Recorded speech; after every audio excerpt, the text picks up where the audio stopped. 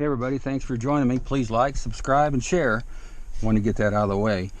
Anyway, so if you guys follow me, which obviously you do or you wouldn't be watching this video, you'll know that I updated my manifold, simplified it, and I put this provision here for a dump valve, and also I put a cam lock fitting here so I could hook an auxiliary tank into it and feed, back into this tank and feed my equipment if I, needed some more water. So let me show you what I got going on here.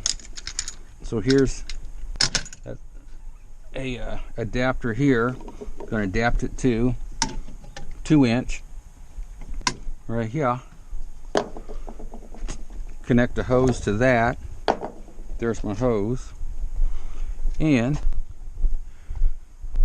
I'm going to hook into this tank. So with the same setup. So I see quite a few posts online, or at least in the past, on how do I hook into my tote. So most totes have threads and or a cam lock fitting.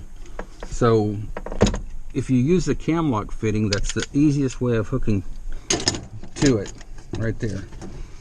So I'm going to do that, put an elbow on here, run my hose back, and so when I need water I can just turn it on. And I normally don't have this tank on my truck because originally this was going to be my SH tank that was going to sit here, but as it turned out they couldn't, the bulk company couldn't come into a residential area with their truck, so I just had this tank laying around, and I got this big aluminum bleacher job where it's going to take quite a bit of water and pressure, and having this auxiliary tank is going to give me another 45 minutes to an hour of washing, and so that's what I'm going to do. I'm going to hook these two together. I don't like it because it's up so high and I can't see out here, but I use the side mirrors anyway, so we're going to see how this is. I hate taking this in and out, but anyway, this is the easiest way of hooking in. These adapters come in all sorts of configurations. This is 2-inch female threaded. They have a male threaded. They also have, where it's molded into here, a 2-inch barb straight and a 2-inch barb 90. But my supplier locally didn't have that, so I'll just do this, put a fitting on here. Okay, here's a little trick. Put your fittings on first before you put them in your tubing, because then it's a little wieldy. So what I did was I've thrown this, I really don't want to move this every time and lay everything flat. And when I say every time, whatever, a couple of times a year. So I put this on where it's looking up like that, and we're going to come in like this. So that gives my pipe a nice place to lay, because all this tubing has a memory in it, and it may end up laying flat. I've had it out here in the sun for at least an hour. It's still kind of curly. Also, I want to note that the bottom of my tank up there is at this height right here. So as long as I'm on level ground, that whole tank there will empty into here. So that's not a problem. But just giving you an idea of what I'm going to do here. And I put this one on this way. I put Teflon tape on here, not necessarily caring if it leaks a little bit, but it does make the fitting go on better, so it doesn't feel like it's galled in or sticking. So this will go on here, pipe here, and then lay it right in there. I measured it earlier and I thought I was just getting two feet extra, but it ended up being about 3 foot extra. But that's good, just in case that I have to weasel my trailer in and it's sitting like this. Then a straight run exactly the perfect length won't work. So this is going to be fine. So let's get those heat gun out and get those ends on.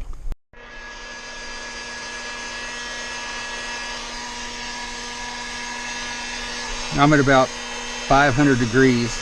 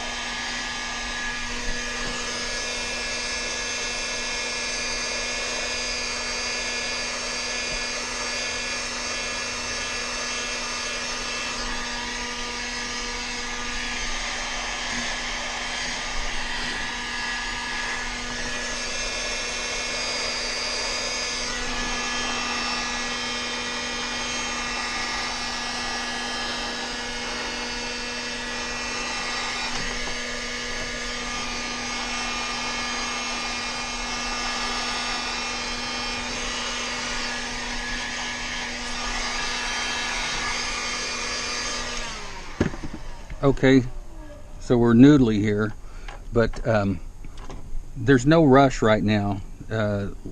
Let this heat soak for just a little bit and kind of even out, but you want it where you can do that. All right, so I'm going to show you what I do to help this pipe go, or the tubing go on. Is I get a little silicone grease, put it right here on my male fitting. And don't worry and think that it's going to blow off or anything, but this definitely helps. Just use silicone grease, don't use anything else. Don't use engine oil or nothing like that. Silicone grease won't react with any of the plastics. So this is going to come down like this, so this needs to go on here. I've slid my clamp on. I'm only putting one clamp on. Normally I'll put 2 clamps opposing, but like I said, if this leaks a little bit, it's not a big deal. So now I'm gonna push this baby on. Like that.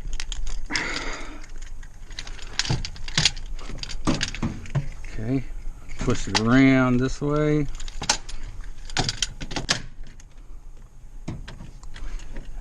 All right. Get that other one on then. Like so. Now, don't hurry up and put that clamp on while everything's hot, because the heat in this tubing is going to transfer into the fitting. Now, these are glass-filled polypropylene, I believe, and it's not as bad as if you do this. These are PVC barb fittings. If you heat this tubing up real hot, slide it on a PVC barb fitting, that heat transfers into this fitting, and if you don't wait for it to cool and you clamp this down, it will crush this. So that's just a little tip. Not so much on these glass-filled fittings. I think it's polypropylene. It says right on it. Let's see. Yeah, polypropylene, glass-filled. They have that. They're reinforced. You probably get by without this. Take these. I always take these off if I can, if I remember. I don't like clamping it over any paper. So then this one will go like that.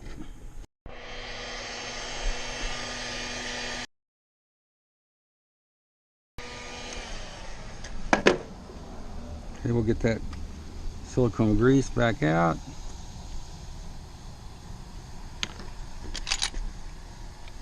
Right here.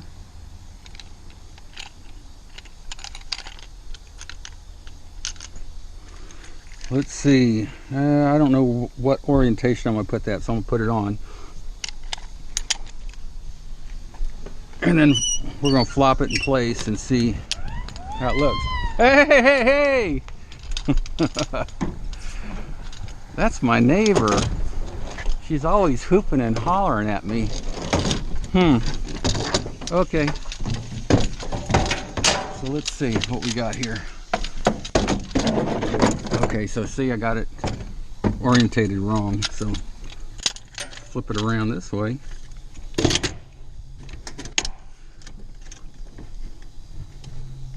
That's going to be perfect. All right, so I'm going to let this cool down before I clamp it. And essentially what I'm going to have is these are 330 gallon totes, not the 275. So I'll be able to show up to the job with 660 gallons of water. So that's going to get me down the road a little bit. And speaking of down the road, I'm going to have this full when I leave. I'm going to leave that one empty. The water department is only about a quarter mile from the school where I'll be washing, and they've got an outside fill area, and so it'll take 6 quarters and I can fill that up, and then all I have to do is drive a quarter of a mile, basically probably illegal over my weight limit and my tags, but you know, you got to do what you got to do. So yeah, that's about it. So appreciate you guys watching, and I don't have to show you how to put on you know, worm clamps. So follow me on my next video, or one of my upcoming videos, about the bleachers, because I've been there twice and did some test spots, and with just soft washing, which actually killed, you know, of course killed the mold. It's got mold, lichen, and algae on the bleachers.